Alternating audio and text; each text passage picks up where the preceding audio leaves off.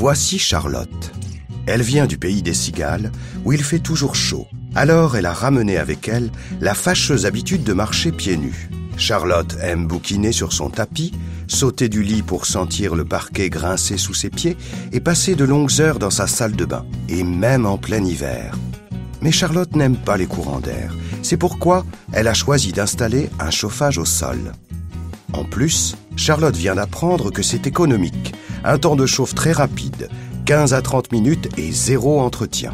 Détail qui a son importance, le chauffage au sol n'offre aucun risque pour la santé.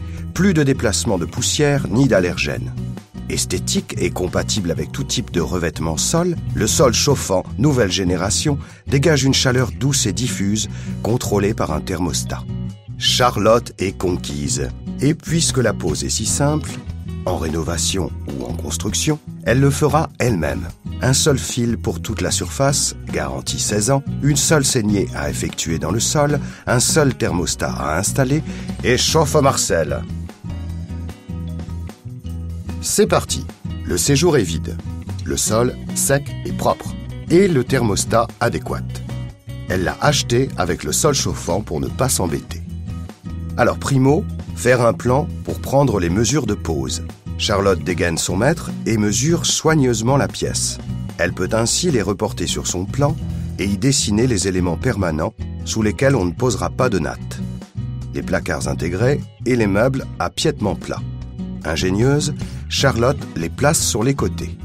Pendant qu'elle y est, elle imagine l'emplacement de son canapé XXL et de sa commode Louis-Philippe. 0 limite pour leur disposition, aucun radiateur ne viendra lui barrer la route. Voilà, son séjour est sur le papier, elle peut y dessiner le schéma de pose.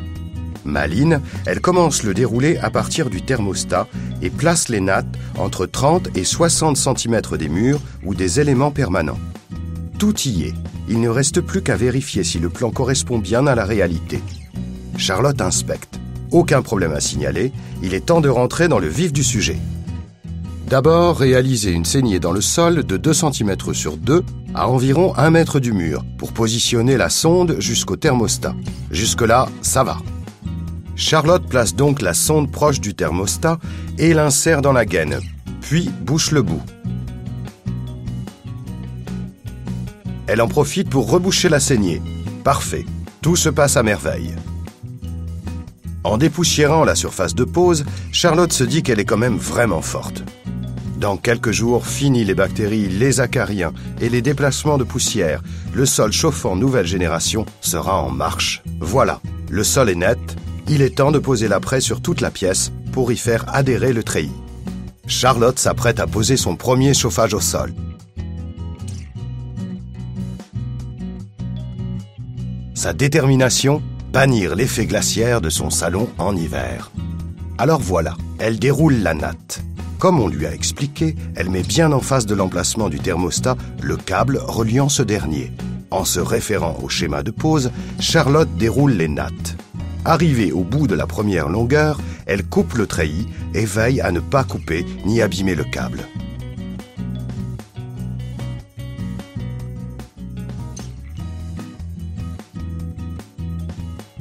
Elle peut alors entamer une deuxième longueur et fait bien attention à garder un espace minimum de 5 cm entre chaque câble. Charlotte déroule, coupe et vérifie le tout. Durant la pause, elle s'assure que le treillis colle et adhère bien au sol. Charlotte est ravie. Dans quelques minutes, son séjour sera entièrement équipé. Elle teste le bon fonctionnement des nattes avec le multimètre. Ok, elle peut maintenant installer la gaine dans le mur et encastrer le thermostat dans le trou effectué à cet effet.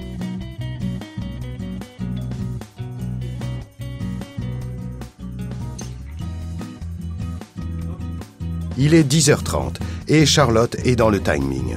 Parce qu'on ne vous l'avait pas dit, mais Charlotte veut faire une surprise à son fiancé qui trouve qu'un radiateur, c'est comme un cheveu dans la soupe, ça gâte une belle pièce. Dernier round, les finitions. Pour pouvoir identifier le passage du câble en cas d'intervention sur le sol, Charlotte redessine au propre le schéma définitif de pose. La garantie du produit étant de 16 ans, elle se dit qu'elle a intérêt à le faire au marqueur. Elle choisit une colle fibreuse, adaptée au chauffage électrique par le sol. Elle s'assure que les nattes sont bien prises dans 6 à 8 mm de colle et fait attention de ne pas les bouger. Et pose classiquement son carrelage. Terre de Sienne, évidemment. Maintenant, Charlotte va devoir être patiente, parce que la colle, ça sèche. Et idéalement, ça sèche 7 jours, afin de profiter pleinement du chauffage au sol. Alors, patience.